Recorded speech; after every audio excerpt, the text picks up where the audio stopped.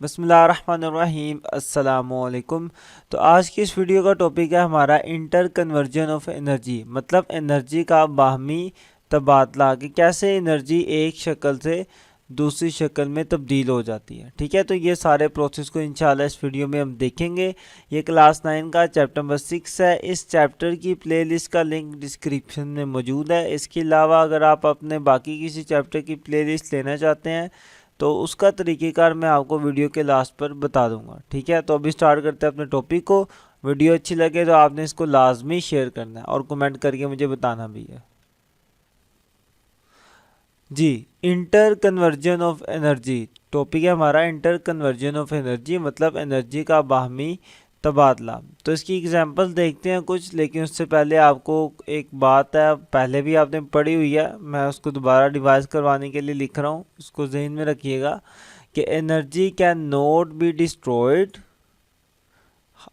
Energy can not be destroyed कि energy को हम ख़त्म नहीं कर सकते। However it can be converted into some other form कि आप इसको किसी और शक्ल में कन्वर्ट कर सकते हो। ठीक है, तो एनर्जी जो होती है हम उसे कभी भी ख़त्म नहीं कर सकते, बस एक शक्ल से दूसरी शक्ल में कन्वर्ट कर सकते हैं। इसकी बड़ी सादा सी मिसाल है कि अगर आप अपने हाथों को तेज़ी के साथ रगड़ते हो तो आप क्या करते हो, अपने हाथों की जो मैकेनिकल एनर्जी है या आपके मसल्स की जो मस्कुलर एनर्जी है आप उसको किस में कन्वर्ट कर देते हो, हीट एनर्जी में कन्वर्ट कर देते हो। जब आप तेज़ी से अपने हाथों को रगड़ते हो तो हीट पैदा होती है ना आपके हाथों में, तो मतलब आपने अपनी एनर्जी को किस में कन्वर्ट कर लिया, हीट एनर्जी में कन्वर्ट कर लिया। तो इस तरह आप जो मर्जी कर लो, आप अपनी एनर्जी को किसी न किसी दूसरी एनर्जी में कन्वर्ट कर लेते हो। तो ये तो आपको एक एग्जांपल बता दी, इसकी और भी बहुत सी एग्जांपल हैं जो हमारी डेली लाइफ में हमें मिल जाती हैं, जिनमें से कुछ हैं जो अभी हम पढ़ेंगे, बल्कि एक एग्जांपल है बड़ी इम्पोर्टेंट, उसको हम डिस्कस करते हैं। जी हाँ, वो ये एग्जांपल आपके सामने ये है। एक आपके सामने एक मतलब पूरा सिस्टम मौजूद है। अब इस देखते हैं कि कैसे इस सिस्टम के अंदर एनर्जी चेंज होती है। तो सबसे पहले सूरज से स्टार्ट करते हैं जी। ये हमारा सूरज है, सूरज से क्या आ रही है, एनर्जी आ रही है। कौन सी एनर्जी आ रही है, हमें हीट एनर्जी आ रही है सूरज से। लाइट भी आ रही है और हीट एनर्जी भी आ रही है। तो जैसे जैसे सूरज से ये एनर्जी इस पानी के ऊपर पड़ती रहेंगी तो पानी की क्या इंक्रीज़ हो जाएगी, थर्मल एनर्जी इंक्रीज़ हो जाएगी। ठीक है, पानी गर्म होगा तो पानी की क्या इंक्रीज़ हो जाएगी, थर्मल एनर्जी। तो जैसे ही पानी गर्म होता है पानी के मालिक्यूल्स की एनर्जी ज़्यादा हो जाती है। वो ज़्यादा एनर्जी की वजह से क्या हो जाते हैं, ऊपर की तरफ उठना शुरू हो जाते हैं। ठीक है, तो पानी के मालिक्यूल्स आहिस्ता आहिस्ता ऊपर फिज़ा में जाना शुरू कर देते हैं। तो आप देखेंगे पहले पानी के मालिक्यूल्स खून से पानी के अंदर मौजूद थे, लेकिन जैसे ही उनको हीट एनर्जी मिली तो उनकी हीट एनर्जी की वजह से इन्होंने क्या शुरू कर दी, हरकत शुरू कर दी, हिलना शुरू कर दिया ना नीचे से। अब ये ऊपर की तरफ हरकत करना शुरू कर देंगे। तो मतलब कि अब उनके अंदर कौन सी एनर्जी आ गई है, काइनेटिक एनर्जी। देखिए पहले उनके अंदर कौन सी थी, थर्मल एनर्जी थी। ठीक है, जब सूरज की रोशनी पड़ी पानी के ऊपर तो पानी के अंदर कौन सी एनर्जी आ गई, थर्मल एनर्जी।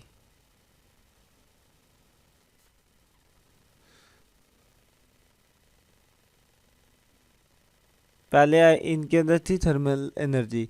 अब इस थर्मल एनर्जी को पानी के मालिक्यूल्स ने यूज़ किया और ये पानी की सरफेस से निकल कर ऊपर आसमान की तरफ मूव करना शुरू कर देते हैं। ठीक है, तो अब ये हरकत करते हुए जा रहे हैं, तो मतलब कि अब इनके अंदर कौन सी एनर्जी आ गई है, काइनेटिक एनर्जी आ गई है। तो इसी तरह ये ना ऊपर इकट्ठे होते रहते हैं, आस्ता आस्ता करके ये क्या बन जाते हैं, बादल बन जाते हैं। अब आप देखें कि जब ये बादल बन जाएंगे, ये सारे मालिक्यूल्स हमारे पहले ज़मीन पर थे, ज़मीन से अब कहाँ पे इकट्ठे हो गए, बादल के अंदर इकट्ठे हो गए। तो देखिए अगर आप गौर करें कि इनकी पोजीशन तो चेंज हुई ना, पहले ये ज़मीन पर थे अब कहाँ पे चले गए हैं, ये बहुत ऊपर चले गए आसमान पर। तो किसी बॉडी के अंदर जो पोजीशन वाली एनर्जी होती है उसे हम क्या कहते हैं, उससे तो हम पोटेंशियल एनर्जी कहते हैं। तो मतलब इन बादलों के अंदर कौन सी एनर्जी होगी, पोटेंशियल एनर्जी होगी। लें जी, पहले थर्मल एनर्जी, गर्म हुए, गर्म होने के बाद हरकत शुरू कर दी, मूव करना शुरू कर दिया। तो वो जो मूव करके ऊपर जा रहे हैं ना, उस दौरान उनकी एनर्जी होगी काइनेटिक। अब ऊपर जाकर वो रुक गए हैं और बादल की फॉर्म में इकट्ठे होते रहे हैं। तो फिर उनके अंदर कौन सी एनर्जी आ जाती है, पोटेंशियल एनर्जी आ जाती है। ठीक है, वही काइनेटिक एनर्जी किस में कन्वर्ट हो जाती है, पोटेंशियल में, क्योंकि उनकी पोजीशन चेंज हो गई। अब ये बादल इकट्ठे होते रहते हैं और किसी ऐसी जगह पर जहाँ पर क्या हो, मतलब ठंड हो, या जो ऊंची पहाड़ी इलाके होते हैं वहाँ पर ठंड ज़्यादा होती है। तो जब बादल उस एरिया में पहुँचते हैं तो ये जो मालिक्यूल्स होते हैं ये दोबारा आपस में जुड़ जाते हैं। तो आपस में जुड़ने की वजह से क्या होती है, फिर बारिश होना स्टार्ट हो जाती है। तो ये जो पानी के मालिक्यूल्स ऊपर इकट्ठे हुए थे बादल की फॉर्म में, दोबारा बारिश की फॉर्म में ये क्या कर देंगे, नीचे गिरना शुरू कर देंगे। फिर वही बात कि पहले कौन सी एनर्जी मौजूद थी इनके अंदर, काइनेटिक एनर्जी मौजूद थी, ओ सॉरी पोटेंशियल एनर्जी मौजूद थी ना बादलों के अंदर। बादलों में कौन सी एनर्जी थी, पोटेंशियल एनर्जी। अब ये एनर्जी दोबारा किस में कन्वर्ट होगी, हमारी काइनेटिक एनर्जी में। दोबारा मॉलिक्यूल ने हरकत करना शुरू कर दिया ना, तो अब मेरे पास कौन सी एनर्जी बन जाएगी, ये काइनेटिक एनर्जी दोबारा बन जाएगी। अब ये पानी जब इकट्ठा होता रहेगा इन पहाड़ों के ऊपर, तो इकट्ठा होने के बाद ये नदी की सूरत में या किसी नहर की सूरत में या झील की सूरत में पानी क्या कर जाएगा, बहना शुरू कर देगा। ठीक है, तो पहाड़ों से ही पानी आता है ना नदी नालों में। तो जब पहाड़ों पे बारिश होगी तो वो सारा पानी इकट्ठा होता होता एक किसी झील की सूरत में या नदी की सूरत में बह जाएगा। तो जब ये पानी गुजरेगा, बह रहा होगा, तो फिर क्या होगा, जब पानी गुजरता है, मूव करता है ना, तो पानी गर्म हो जाता है थोड़ा सा। उसके अंदर क्या आ जाती है, थर्मल एनर्जी आ जाती है। तो अगेन फिर वो जो काइनेटिक एनर्जी थी हमारी किस में कन्वर्ट हो जाएगी, थर्मल एनर्जी में। ओके, मतलब ये थोड़ा गर्म तो हो जाएगा ना, तो मतलब मेरा फिर इसके अंदर जो पानी बहते पानी के अंदर भी एनर्जी कौन सी आ जाएगी, थर्मल एनर्जी। ये थोड़ा गर्म तो हो जाएगा, क्योंकि देखिए ना, जब भी कोई बॉडी हरकत करती है उसे फ्रिक्शन का सामना करना पड़ता है। तो जब पानी भी मूव करता हुआ आगे की तरफ जाएगा तो पहाड़ों में ज़मीन के साथ इसको फ्रिक्शन का सामना करना पड़ेगा। तो उसके नतीजे में क्या हो जाएगा, ये गर्म हो जाएगा। तो इसके अंदर क्या आ जाएगी, थर्मल एनर्जी आ जाएगी।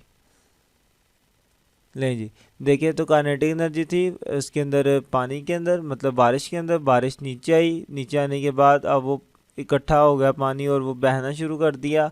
अब बहते पानी के अंदर काइनेटिक एनर्जी तो होती है और साथ साथ एक और एनर्जी भी होती है, थर्मल एनर्जी। ठीक है, क्योंकि काइनेटिक एनर्जी की वजह से ये हरकत कर रहा है और हरकत करने की वजह से ये थोड़ा गर्म भी हो जाएगा। तो मतलब उसके अंदर भी थोड़ी सी एनर्जी, थर्मल एनर्जी भी आ जाएगी।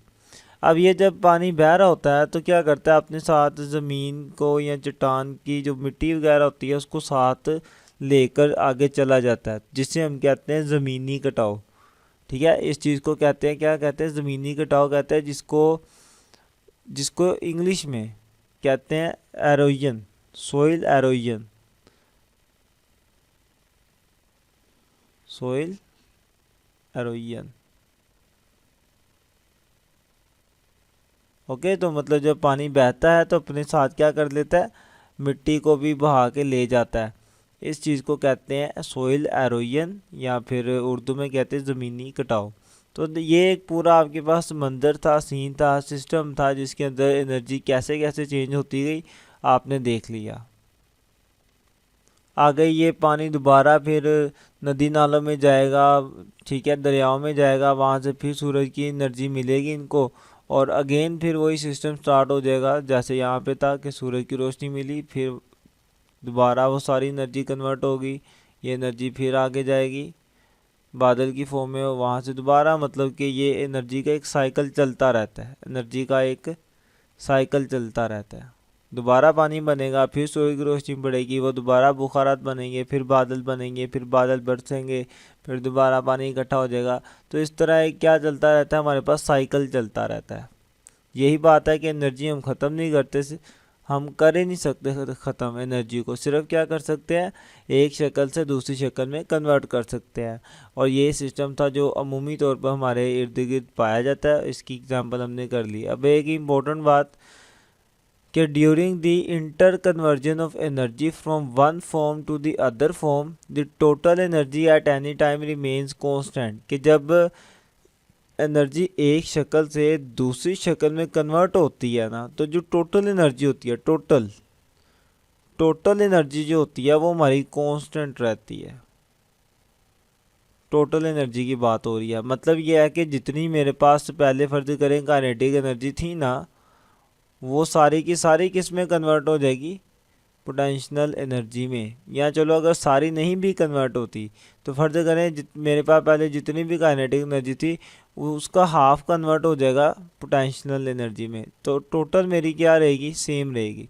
आधी बाकी बच गई काइनेटिक और आधी मेरी क्या बन जाएगी, पोटेंशियल। या फिर अगर सारी की सारी कन्वर्ट होगी तो फिर सारी की सारी ही पोटेंशियल में कन्वर्ट हो जाएगी।